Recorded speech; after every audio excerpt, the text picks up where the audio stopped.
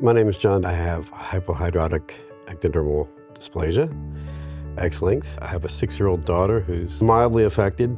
I'm Jill. I have a son who is also affected with hypohidrotic ectodermal dysplasia. I'm Robert. I have EEC. I'm Denyse, and I have AEC syndrome.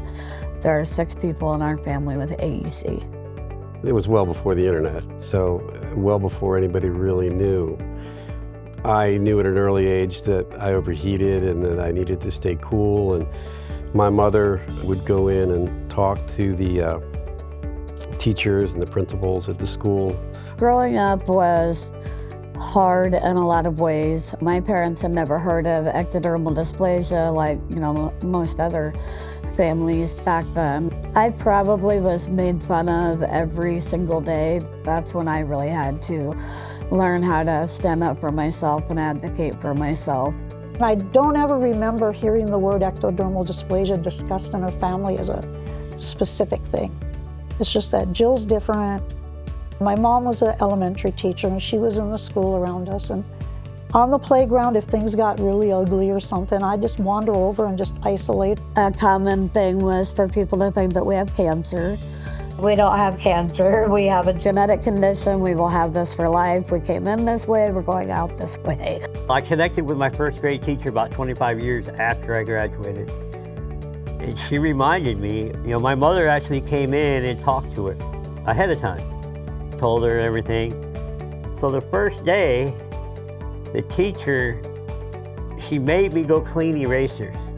So I went down, cleaning erasers.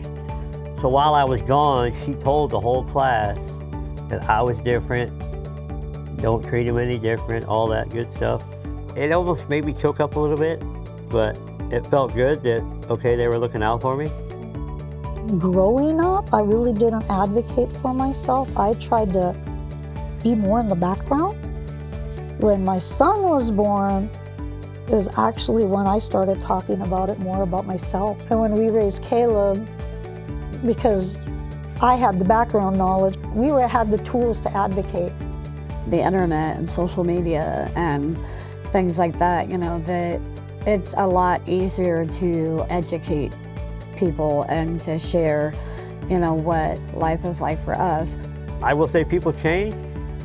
I'm actually the one that puts on our class reunion now. A lot of people were surprised to get a phone call from me back in the day. And so, every 5 years I plan our class reunion. Now as a mother who has 2 daughters who are also bald and a son who's bald, I have to embrace myself and the fact that I don't have any hair so that I can ensure that they embrace and accept themselves. For the young kids now, again, they're sort of armored with the NFED and the internet. None of this was around when we were kids. So now I can say here, just go to nfed.org and they can see for themselves.